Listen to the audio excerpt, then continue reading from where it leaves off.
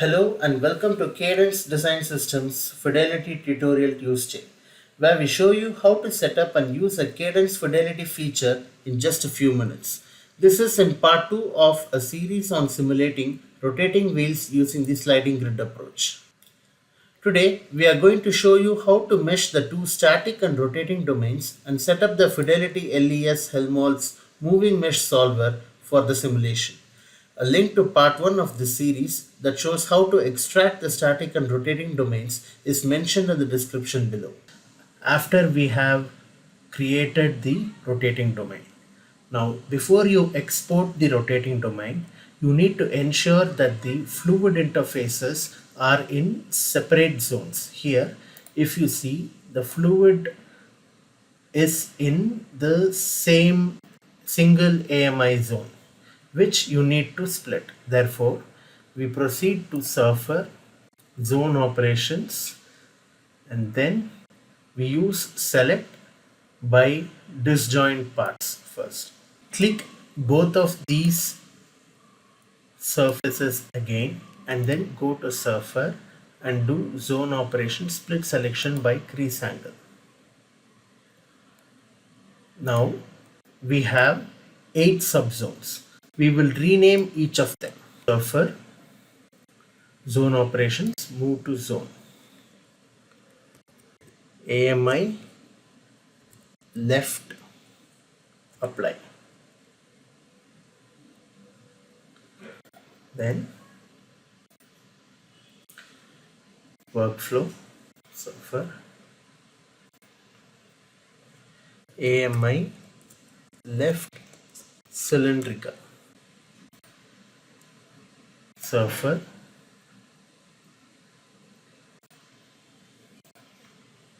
AMI, right, cylindrical.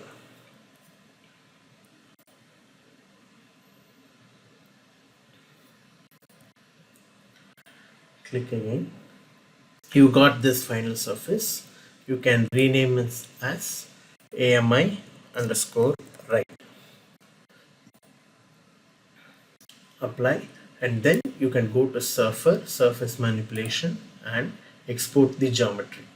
As you can see, two different SBIN files have been created for the rotating domain and the static domain. We'll be using separate stitch files rdstitch.in and sdstitch.in to generate the Voronoi mesh files for the rotating domain and the static domain. Let us see how to set up the stitch file for a rotating domain. As you can see, I have identified the rotating domain as a separate part, and I have also identified the interface zones under the syntax interface zones AMI underscore right, AMI underscore right underscore sil, AMI underscore left, and AMI underscore left underscore sil. Now you have to define the levels of refinement on the surfaces and also along the interface zones. As you can see, I have defined the level of refinement on the interface zones. It is also very important to ensure that these same mesh settings are set up in the static domain also. Now, let's check the Voronoi mesh generated for both the domains. Here, I have opened the stitch file for the rotating domain. The Voronoi mesh is already complete and we are going to look at the cross section. I take a plane section that is Y normal aligned, and let us have a look at the Voronoi mesh. You can see that the Voronoi mesh has been generated according to the mesh setup that we had given in the rotating domain stitch file.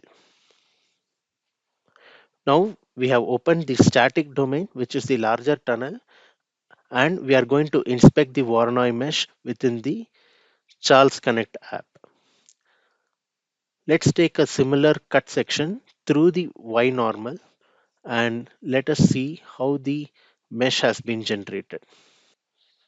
As you can see, the Voronoi mesh for the static domain has been generated, which is complementary to the rotating domain. Next, let us set up the Charles Helmholtz moving mesh solver input file.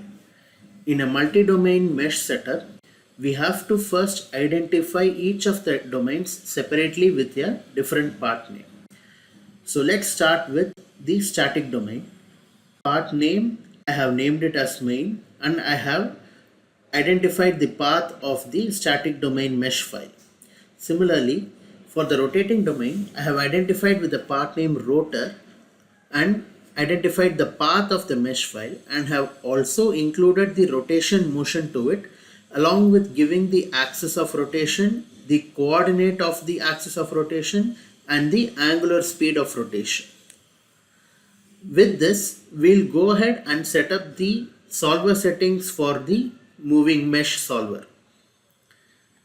When we come down to setting up the boundary condition, it is important to realize that the tire walls in the static domain will have a rotating boundary condition, and the tire walls in the rotating domain will have a static boundary condition.